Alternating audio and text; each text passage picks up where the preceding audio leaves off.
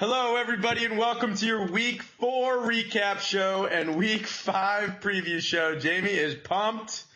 Let's get into it. Last week, Jamie, we had a lot of high-scoring games, including the Fighting Frog Swamps taking over first place of the Hard Times division, beating Jake 138-101.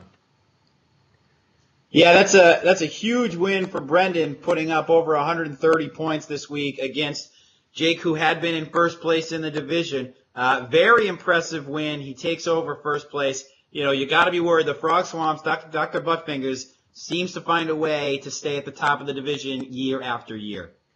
Also, I got to give you props here, Jamie.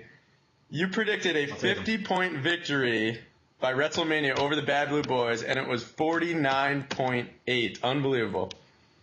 Yeah, I was very close to being correct on that. 49.8 for Snooter Badooter. I could have told you that from about a week before. Al's team is in shambles. The reigning champs they couldn't break 70 points this week.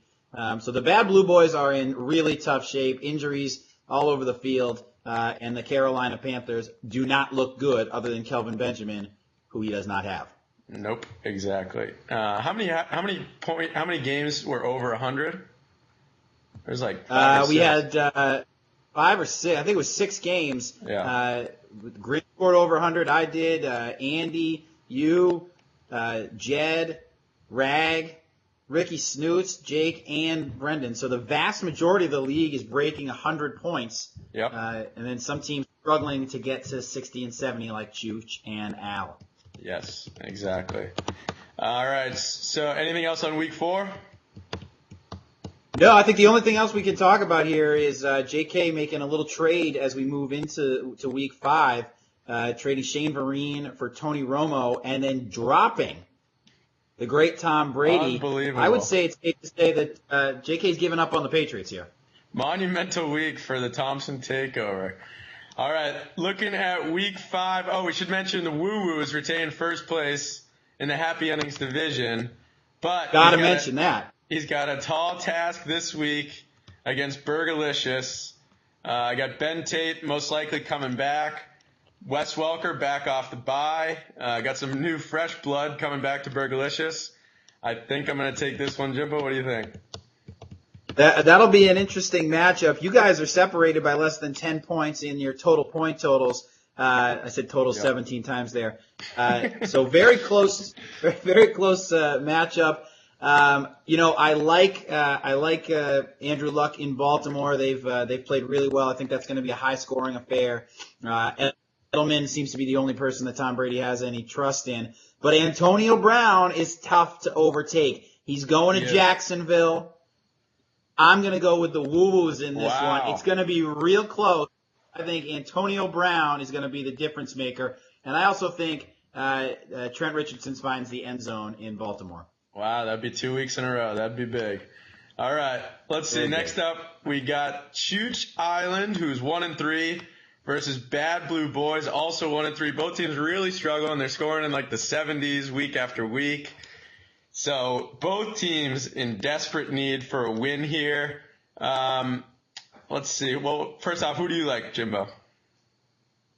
Oh, well, I don't like either of them. I think they're both terrible. I think this could be the kind of game where one of the teams wins 75-72. Yeah. The defense and the kick could be the big point totals here.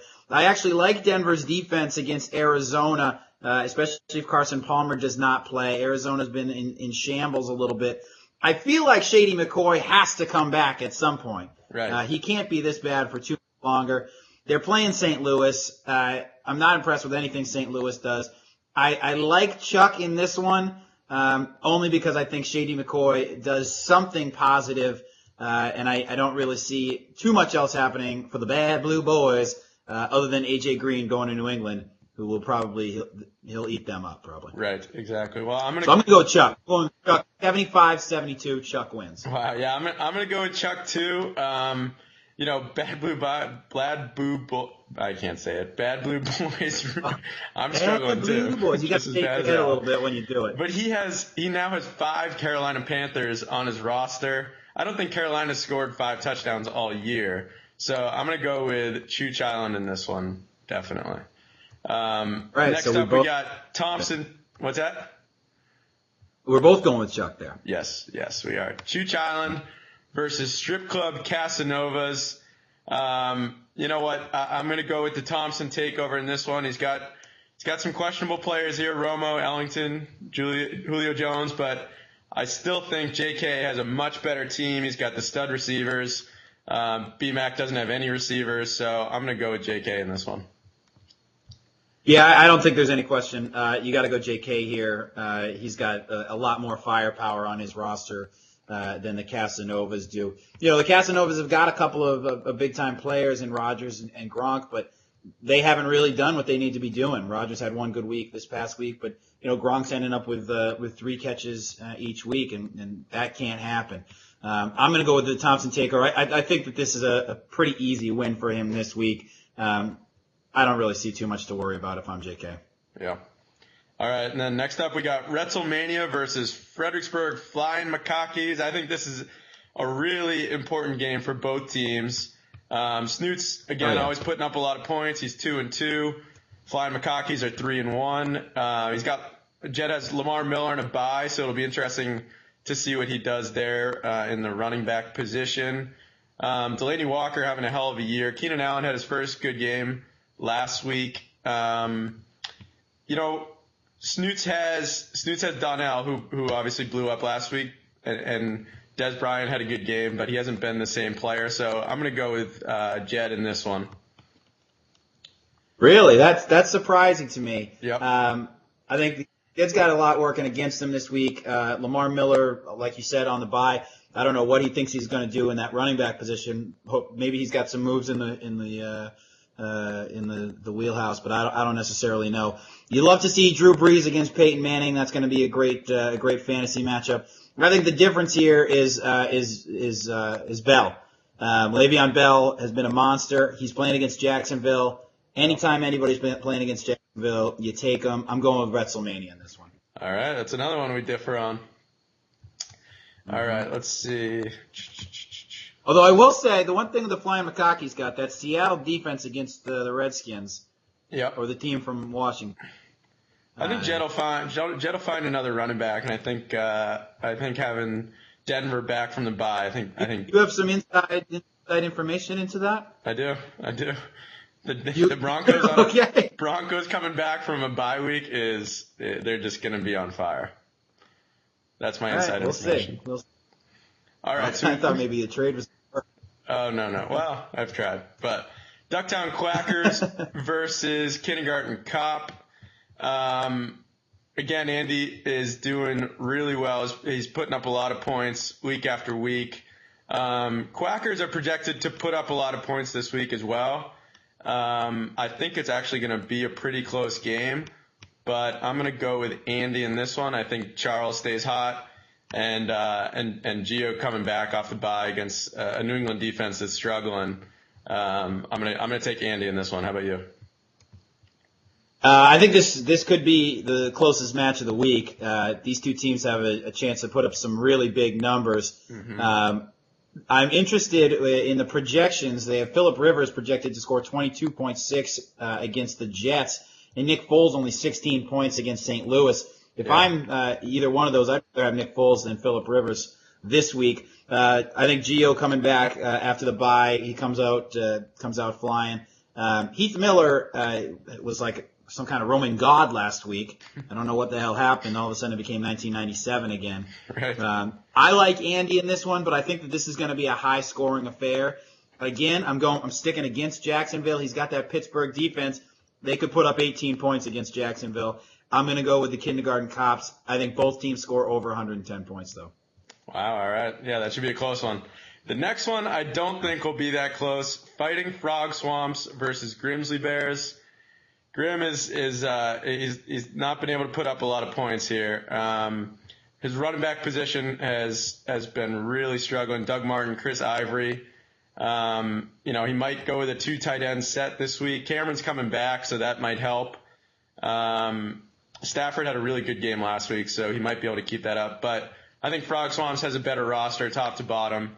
Matt Ryan, Reggie Wayne, Calvin Johnson. Kelsey stepping up. He had a big night on Monday, so I think he'll continue doing well. So I'm going to take the Frog Swamps.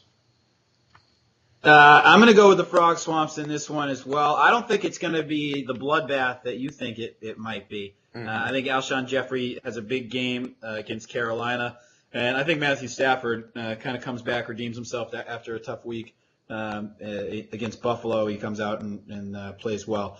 I'm not sold that Calvin Johnson's 100%, obviously, and honestly, I just feel like a lot of Brendan's team is going to get hurt because they're so old.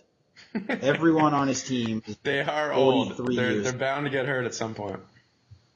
I don't even think I can imagine them finishing a game. So I think Brendan's going to win this week. I think that he scores less than 100, but Grim can't quite match it. Grim's got to do something in that running back position. He's in tough shape with Doug Martin and Ivory. I agree.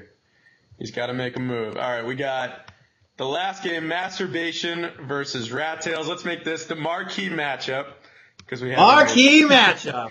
Absolutely. Let's see. I love Jake's logo too. Here is amazing with Beast Mode. But anyways, all into Beast. Jake has a lot of Seahawks players. Is the first thing that jumps out at you. Wilson, Lynch, and Harvin. And then Morris going against Seattle, so we know which game he'll be watching. On your side, Asiata had a good game last week. Top 4 players all play on. What's that? His top 4 players all play on Monday night. Yep, that's crazy. That's going to be. Yeah. And on your squad, we got Asiata had a great game last week. Steve Smith as well had a great game. Kelvin Benjamin is continuing to tear it up. I think this is going to be a really close game. I think it's going to be like 120 to 120 or so. I am going to take Jake in this one, I think.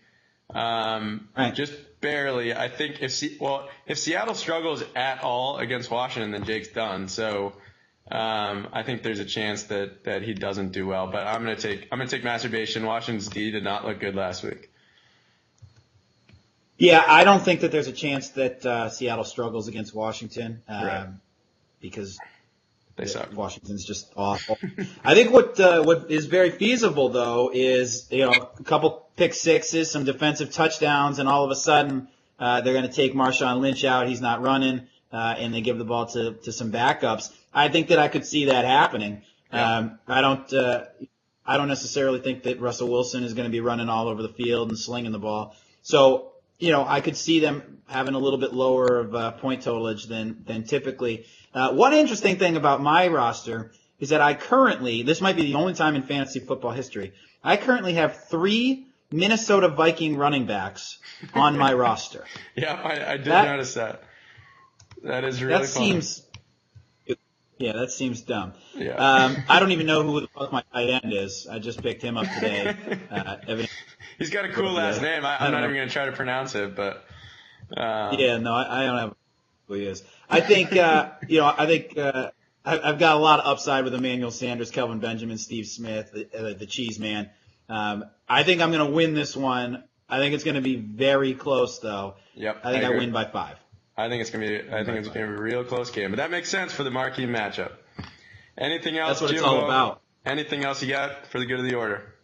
Oh no, I feel good about where the league's at right now. Yep. I think it's been a little bit quiet on the trade front. For example, I've only made one trade, very very minor trade. Wow, that is shocking. Early this season, which is that is shocking. Yep, very rare.